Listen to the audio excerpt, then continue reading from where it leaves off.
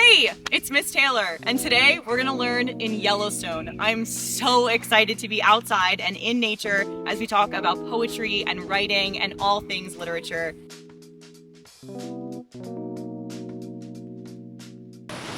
Hey, it's Miss Taylor, and today I'm at the Mystic Falls Trail, and we're talking about poetry. Some things I really like to think about poetry, number one, and most importantly, is that it has to come from your heart. And it has to come from your experiences. And so a lot of times in English class, we're really focused on analyzing literary devices and tone and all of those things. But when you're writing poetry yourself, you don't want to think so much all about those mechanics. You want to think more about writing from your heart, and then you'll find those things later, because that's what makes the most authentic and incredible poetry, is writing from your experiences. And so today, while I'm in Yellowstone and I'm thinking about what type of experiences I'm having and how I can write from my heart, I'm thinking about what nature can bring to me. And I'm thinking about all of the different things that water, and I saw a moose earlier, what does that kind of bring to me, and what excitement does that bring to my mind to create these incredible experiences, to create my writing. So what I want you to think about when you are starting your poetry journey is, how can you get outside and how can you get these experiences to learn more about what you want and what you are passionate about.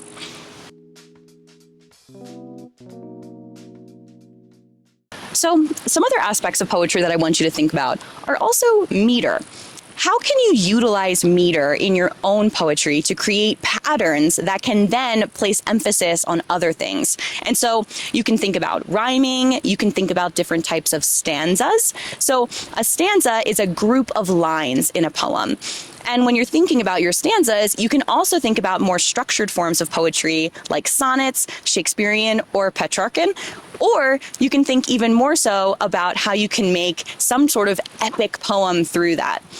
But if all of that kind of stresses you out and you're not really sure if you want to get into form, you can also just do free verse.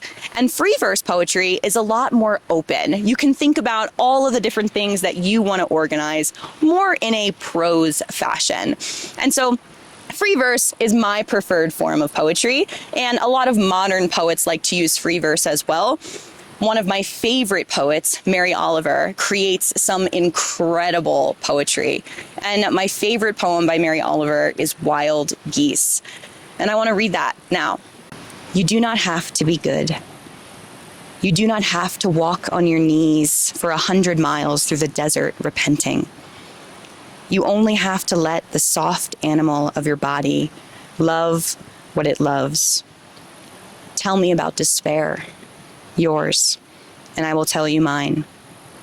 Meanwhile, the world goes on.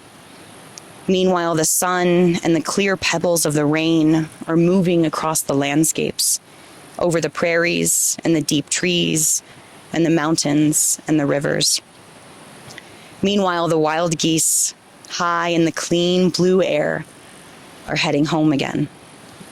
Whoever you are, no matter how lonely, the world offers itself to your imagination, calls to you like the wild geese, harsh and exciting, over and over, announcing your place in the family of things.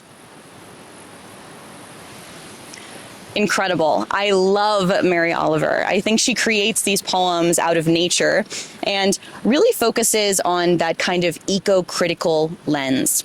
So if you're not sure what eco-criticism is a way of looking at and analyzing poetry through the lens of nature and how nature impacts us as humans, which is a huge, huge impact. I mean, we live in nature, we are out in nature constantly.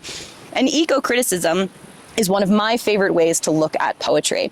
And so when you're looking at something from an eco-critical lens, you want to find ways and patterns that you can see nature and you can see animals. You can see kind of imagery that brings you to a place of peacefulness and what that nature really does and what that means for us as people.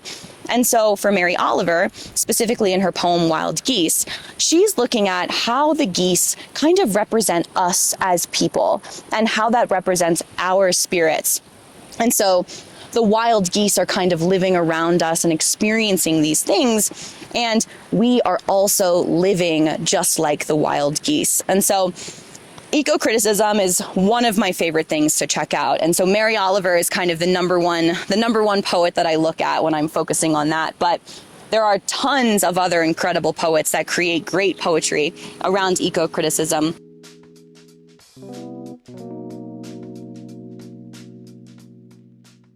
So when I'm looking at literature and I'm looking at poetry, it's so much more than just sitting in English class. It's about those experiences. It's about feeling your feelings and feeling excited and really kind of living life to a point where you feel satisfied and you're excited to be here and happy to be here. So one of the number one things that I say in my English class all the time is that I don't teach English, I teach kids. And teaching kids is teaching literature and teaching experiences and teaching people. How we can build empathy through poetry and literature and through other people's experiences that we are reading is one of the biggest ways that I feel like I focus in my classroom. So what I want you to really take away from this is that English and learning in English class is not just about being able to know how to read or being able to write an essay. It's about being able to critically analyze other people's experiences, to feel empathy, to feel passion, and to kind of understand more of your own emotions through literature and through poetry. Thank you so much for watching. And I love being here in Yellowstone, talking to you guys. It's one of my favorite things to do. And I'm just so happy to be here.